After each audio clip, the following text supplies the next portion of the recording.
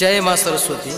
ई भजन तैयारी करिछन आमर बौद्ध जिलार हरेकृष्णपुर गाँव सुधीर भाई।